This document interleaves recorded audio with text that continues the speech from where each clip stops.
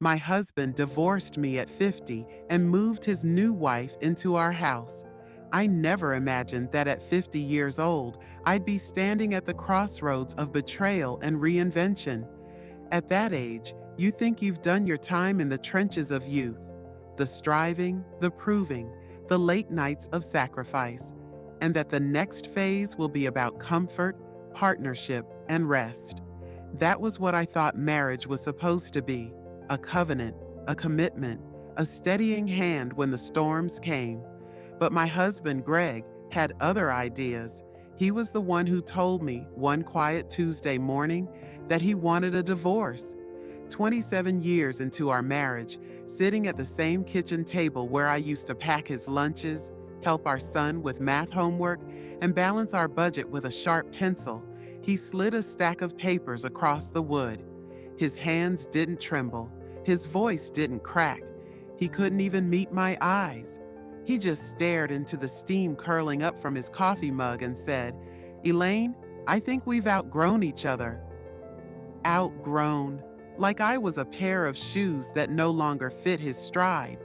Like I was an old coat, worn and patched, no longer worth keeping. I remember staring at him in silence, waiting for the punchline, waiting for him to look up, smirk, and say he was joking.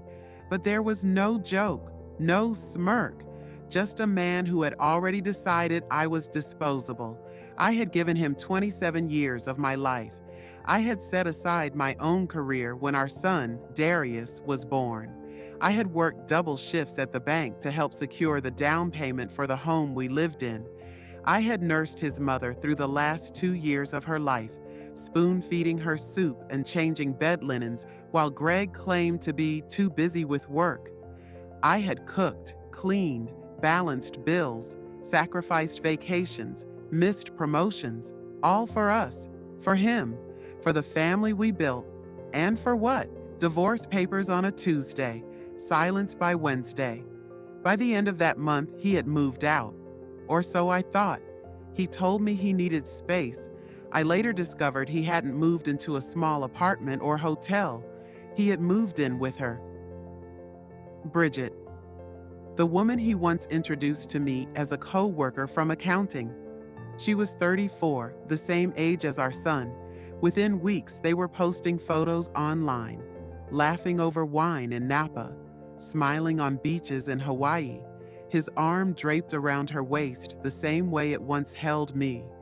Meanwhile, I sat alone in the home I had chosen, staring at furniture I picked out, surrounded by empty chairs and too much silence. Our son, Darius, tried to stay neutral.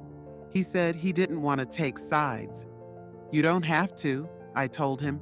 "I already know where everyone stands." But neutrality in the face of betrayal feels like another betrayal. Then came the letter, not from Greg, from Bridget. It arrived in the mail on pink stationery, the kind you'd expect from a baby shower invitation, not a declaration of war. The letter read, "Dear Elaine, please schedule a time to collect the rest of your belongings. Greg and I are settling in, and we'd prefer to start this new chapter without interruptions. Mornings are best. Kindly, Bridget Foster." Foster. She had already taken my name, moved into my house, and now she had the audacity to call me an interruption. I sat at that table again, staring at the letter while my tea grew cold. My hands shook, not from grief this time, but from rage. That house wasn't just Greg's, it was mine. My name was still on the deed, still on the mortgage. He had never refinanced, never bought me out. He always said it was too much of a hassle. Well, that hassle was about to become his downfall. I called Monica, my oldest friend. She'd been a lawyer for 20 years. She knew me better than anyone. When I explained the situation, she got very quiet. Then she asked, "Elaine, is your name still on the deed?" "Yes." "And Greg never bought you out?" "No." She exhaled slowly, the kind of sound lawyers make when they know they're about to change someone's life. "Then you don't have to ask permission for anything. You still legally own half that house. You can file a partition action. That means you can force a sale or make them buy you out. Either way, they can't just live there like you don't exist. Her words landed in my chest like oxygen. What happens if they can't afford to buy me out? I asked. Then they'll have to sell. And yes, they'll have to leave. I looked out the window at the rose bushes I had planted last spring. They were blooming again, stubborn and beautiful, as if nothing had changed. Do it, I said. Greg called 2 days later, indignant. Elaine, did you really hire a lawyer? Yes. Why? What's the point of making this harder than it has to be? You already made it hard, I said calmly. I'm just returning the favor. He tried to guilt me, said I was being bitter, that I needed to move on, that Bridget didn't feel comfortable with me hanging around. Then maybe, I told him, she shouldn't be living in a house that still has my name on the title. He hung up, but the storm was just beginning. Bridget emailed me next, her tone dripping with condescension. She told me I was embarrassing myself, that Greg deserved a fresh start, that I was clinging to a marriage that died years ago. I didn't reply. Instead, I called Monica and said, "Turn up the heat." The paperwork was filed, clean, airtight, unshakable. I wasn't making noise. I was making moves. The day I returned to collect my things, I used my old key. Greg had never changed the locks. The living room looked different. The walls were painted a pale beige, like a cheap hotel lobby. My family photos were gone, replaced with framed quotes like "Good vibes only" and "Love wins." The spice rack I loved was missing. My kitchen jars had been repurposed to hold organic lollipops. It felt like Pinterest had thrown up all over my memories. Bridget came downstairs in one of Greg's old t-shirts. She froze when she saw me. "What are you doing here?" she demanded. "I came to get my things," I said, holding up the pink letter she had sent. "You're supposed to schedule a time," she snapped. "We have rules now." Boundaries. I walked past her, slow and calm. "Sweetheart, as long as my name is still on this house, I'll come and go as I please." Her face flushed red. "Greg will hear about this." "Good," I said. "He should have been the one to greet me." She shadowed me as I packed a few boxes, my mother's necklace, some books, a handful of keepsakes. I didn't need much. I had already decided I would never live there again. Not because I couldn't, but because I wouldn't give them the satisfaction of thinking they had driven me out. At one point, she hissed under her breath, "Pathetic." I stopped, turned. "Excuse me? You couldn't hold on to your husband," she said, standing taller. "So now you're playing petty games. You're jealous because he wanted someone better."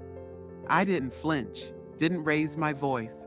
I just looked her in the eye and said, "Better doesn't last, and I'm not playing games. I'm just claiming what's mine." Then I walked out. When the court papers hit their mailbox, Greg called 4 times in one day. He left a voicemail. "Elaine, what are you doing? You're forcing us to sell the house after everything I've done for you." I laughed out loud when I heard that. Everything he'd done for me? I had sacrificed my promotions. I had managed the bills. I had cooked every meal. I had held our family together while he wandered. I didn't walk out. He did. He tried again the next day. "Elaine, you know we can't afford to buy you out right now. You don't need this kind of stress." "No," I said. "You don't. But you brought it on yourself." Then I hung up. 2 days later, Bridget called, crying.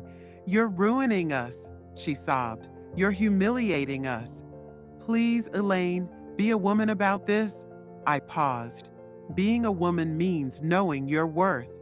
And I'm done shrinking for either of you. Then I blocked her number. The partition case was simple. My name was still on the deed. My money had gone into the down payment. The judge didn't hesitate. Miss Foster remains a legal co-owner. Unless the parties agree to a private buyout, the property must be sold 60 days. That was the deadline. Bridget wasn't working. Greg's salary was stretched thin. Add legal fees to their mortgage payments, and it was clear they couldn't buy me out. A "for sale by owner" sign appeared in the yard within weeks. They tried to avoid realtor fees, tried to rush a sale, but the market wasn't forgiving.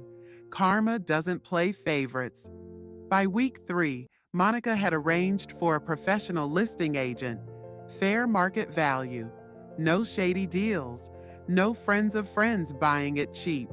If they wanted out, it would be clean. Greg sent me desperate texts. "Can you please not remove everything?" Bridget's feeling exposed, I didn't respond. I let Monica handle it. When the offer came in, full asking price, no contingencies, Monica called me first. "They're a young couple," she said, smiling, "expecting their first child. They love the house." "Perfect," I said. The closing was quick, 2 weeks. By the end, I was $370,000 richer. Greg showed up at my new place once, looking smaller than I'd ever seen him. He asked if I could help with their new deposit. "Excuse me?" I asked, incredulous. He stammered. "We had no idea you'd go this far. We thought you'd stay quiet." "You miscalculated," I told him. He nodded, defeated. "Bridget left," he admitted. "Said I embarrassed her. Said she gave up everything for a man who couldn't even keep a roof over her head." I leaned against the door frame. "Good luck, Greg." And I shut the door. That was the moment I realized revenge wasn't about noise or spectacle. It wasn't about screaming matches or broken dishes. It was about signatures, deeds, deadlines, and the silence that follows when your enemies finally understand they underestimated you. I invested half the money, bought a condo in my name only. Clean slate, no shared toothbrushes, no shared deeds, just me. I moved states quietly, 2 states away, to a small town in New Mexico where nobody knew me as Greg's ex-wife. Here, I'm Miss Foster. I bake too much banana bread. I volunteer at the animal shelter. I plant marigolds in the yard and sing gospel hymns on the porch. Greg once emailed me an apology. Subject line, "I'm sorry." I deleted it without opening. Bridget tried to guilt me in a letter, scribbling, "Hope it was worth it." I folded it neatly and slid it under a coaster. Because yes, it was worth it. Every signature, every silent victory. I even donated $50,000 to a women's legal fund. Anonymous, no plaque. Just a note. For the women who don't yet know, they're allowed to fight back. That's the legacy I wanted. Not just survival, liberation. Now I drink tea from a mug Monica gave me. It says, "Unbothered and paid," and every sip tastes like freedom, because silence isn't surrender. Sometimes it's strategy, sometimes it's war, and I won mine.